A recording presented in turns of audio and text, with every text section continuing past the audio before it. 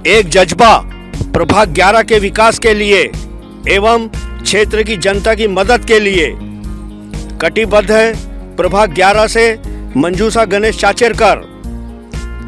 विगत अनेक वर्षों से पक्ष प्रतिनिधियों ने क्षेत्र का कोई भी विकास नहीं किया है। इसी को मद्देनजर रखते हुए प्रभाग 11 से मंजूषा गणेश चाचेरकर ने ठान लिया है कि वे क्षेत्र के विकास के लिए अपने प्रभाग 11 की जनताओं की सभी समस्याओं के समाधान के लिए वे चुनावी मैदान में अब उतर चुकी है। तो दोस्तों, क्षेत्र की जनताओं से हम भी ये अपील करेंगे कि अभी आने वाले चुनावी समय में एक अच्छी महिला कैंडिडेट को वोट देकर अवश्य चुनकर लाए।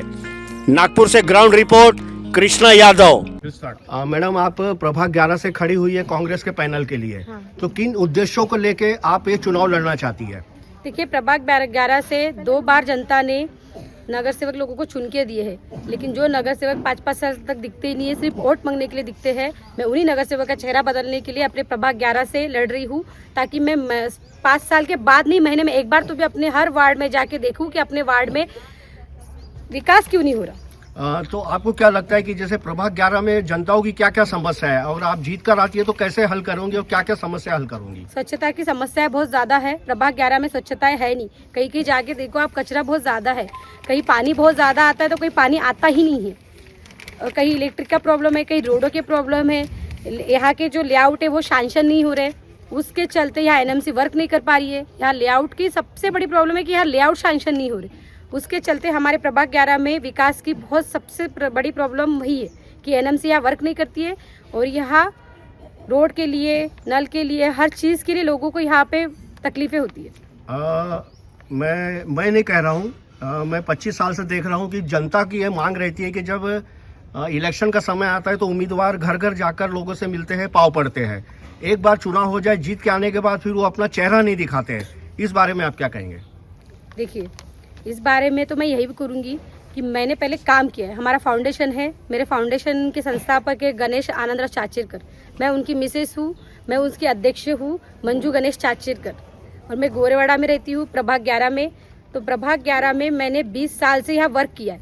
आप चाहे तो प्रभाग 11 में आप किसी से भी पूछ सकते हैं, चाहे गोरेवाड़ा रहो, झिंगाबाई टाकड़ी रहो, चाहे उत्थान नगर रहो, यहाँ से लोग आते हमारे घर और हम उनकी मदद करते। ई रिक्शा बांटने का काम हमने किया है। कोरोना में हमने अन्य लोगों की मदद की है, अनाज बांटे हैं, सिलेंडर बांटे, गैस ऑक्सीजन के सिलेंडर बांटे हैं। और हमने लोगों को जो भी तकलीफ थी वो हमने आज तक सबको दी, तकलीफ दूर की है।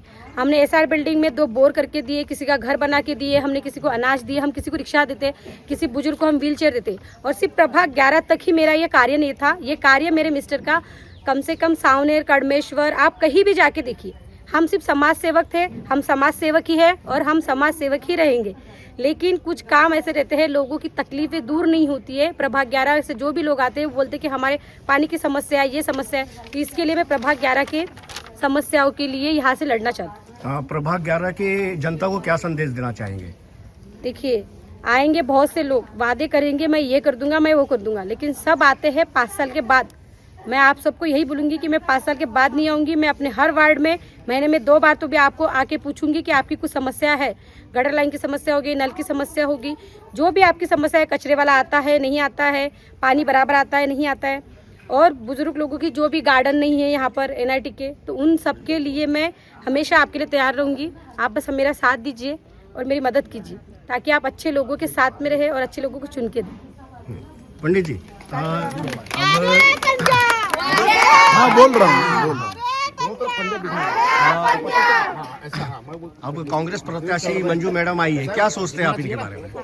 मैं तो कर्तव्य और कर्म पे विश्वास करता हूँ, और जैसा कि मंजू मैडम ने बताया है कि हमने कोरोना पीरियड से उसके पहले कर्तव्य किया है।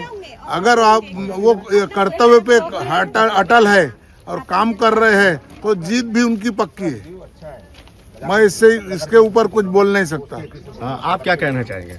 मैं तो यही कहना चाहूँगा, हमारे जी भाऊ के फाउंडेशन के तरफ जो व्यक्ति है गुही जी, उनके द्वारा हमारी ताई खड़ी है, उनकी परिवार है, और इस बार हमारे बस्ती के बहू और बेटी दोनों हैं। हम लोग यही चाहेंगे कि इनको चांस दे के आगे बढ़ा के हम जीत के लाए। और हमारी जो समस्याएं हैं, सबसे बड़ा समस्या ये है कि यहाँ पे 20-25 साल रहते हुए भी हमारे एरिया का कॉलोनी का जो है डिमांड अभी तक आया नहीं। और ये चीज़ को आश्वासन भाव ने दिया है कि मैं आने के बाद में हम लोग इसको जो है मुक्त करेंगे।